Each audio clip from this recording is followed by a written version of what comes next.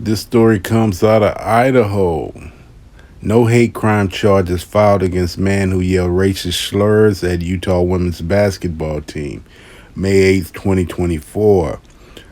Boise, Idaho. A northern Idaho prosecutor won't bring hate crime charges against an 18-year-old accused of shouting a racist slur at members of the Utah women's basketball team during the NCAA tournament. The deputy attorney for the city of Coeur d'Alene made the announcing statement on Monday, writing in a charging decision document that though the use of the slur was detestable and incredibly offensive, there wasn't evidence suggesting that the man was threatening physical harm to the women or to their property. That means the conduct is protected by the First Amendment and can't be charged under Idaho's malicious harassment law. Wow. Let me keep reading. I'll give my commentary at the end because I got a few examples of people that said things to other ethnic groups and were punished immediately for it under hate crime charges. The members of the University of Utah basketball team were standing at Coeur d'Alene Hotel in March as they competed at the NCAA tournament in nearby Spokane, Washington.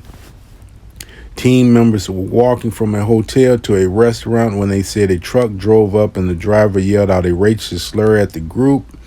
After the team left the restaurant, the same driver returned and was reinforced by others, revving their engines and yelling again at the players, said Tony Stewart, an official with the Cotonah County Task Force on Human Relations, during a news conference shortly after the event.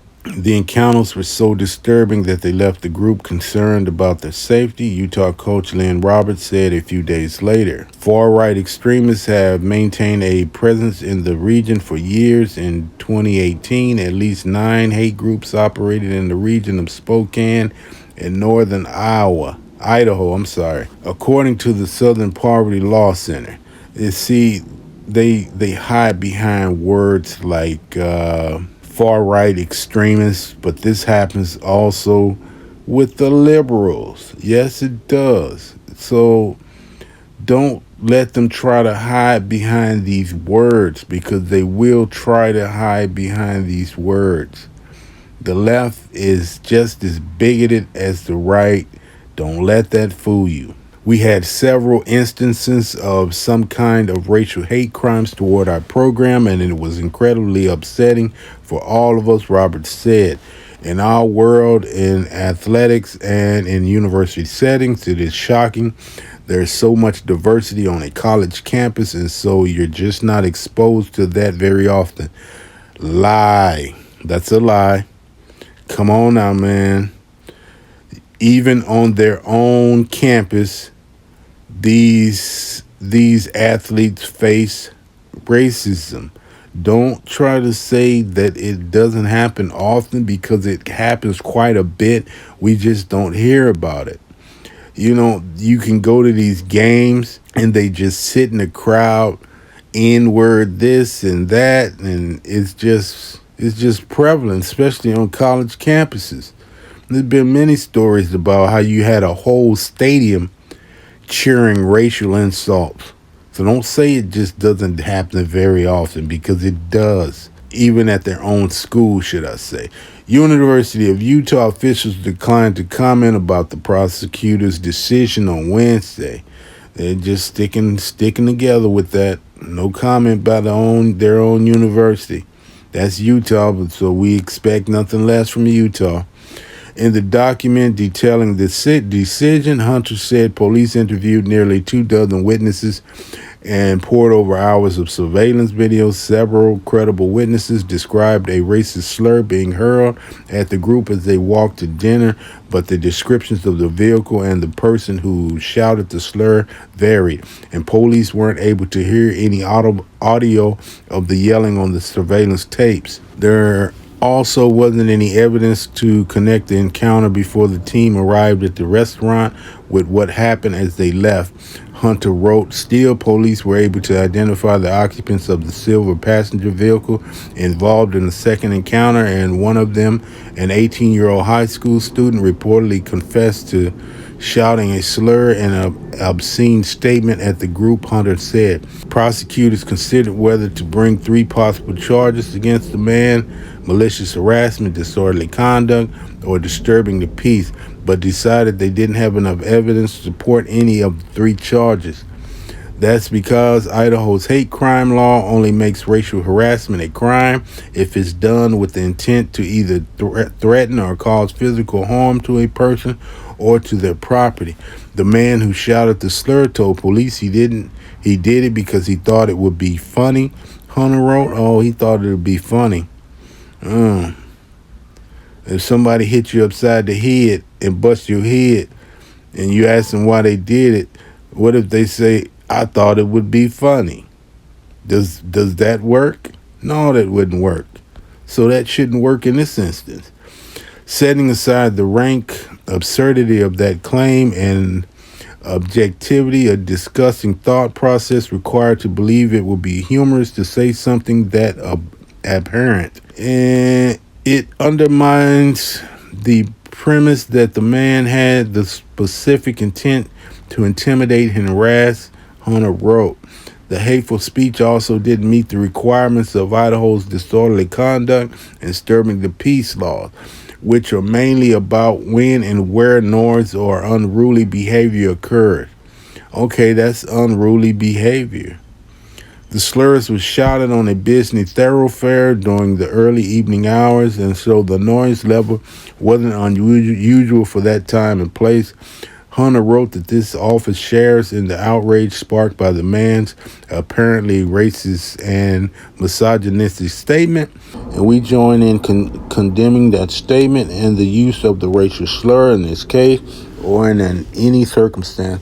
However, that cannot, under current law, form the bias for criminal prosecution in this case. The First Amendment protects even hateful or offensive speech, said Aaron Terry, the public advocacy director for the Foundation for Individual Rights and Expression, which advocates for freedom of speech and thought. While that means we sometimes have to hear speech we loathe, it's an important principle because the only alternative is for the government to decide when speech is too offensive. That's a subjective judgment, and it would open the door to the government arbitrarily suppressing views it doesn't like, Ter said. There are a few exceptions to the First Amendment, Ter said, but they are narrow and well defined. For example, the First Amendment doesn't protect true threats, which are statements expressing a serious intent to cause physical harm to an individual or to place them in fear of physical harm, Ter said. Incitement is also unprotected, but to qualify as incitement, the speech must be intended and likely to cause immediate unlawful action. Well, that is, I guess you could say that depends on the person perceiving it, I would think. Because you yelling racial slurs, to some people, that is immediate unlawful action. You upsetting that person, a person that hasn't done anything to you, and you just shouting out slurs because you don't like that person, or like this 18-year-old because he thought it was funny. Okay, give him some sit down time and see if he still thinks it's funny. Now, I want to say this. They say it's protected under the First Amendment, freedom of speech, but there are many cases and hate crime bills for specific groups of people that protect them for this type of thing.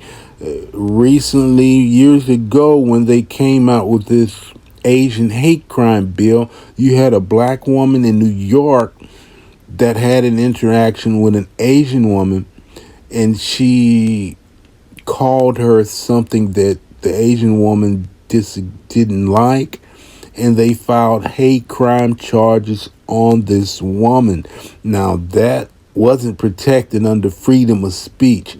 They put these laws. That's why I say, when people say we need specific hate crime bills for us, and I say this: you could get those bills, but if they don't acknowledge those bills What use is it? We already have hate crime bills on the books, and they are just ignored.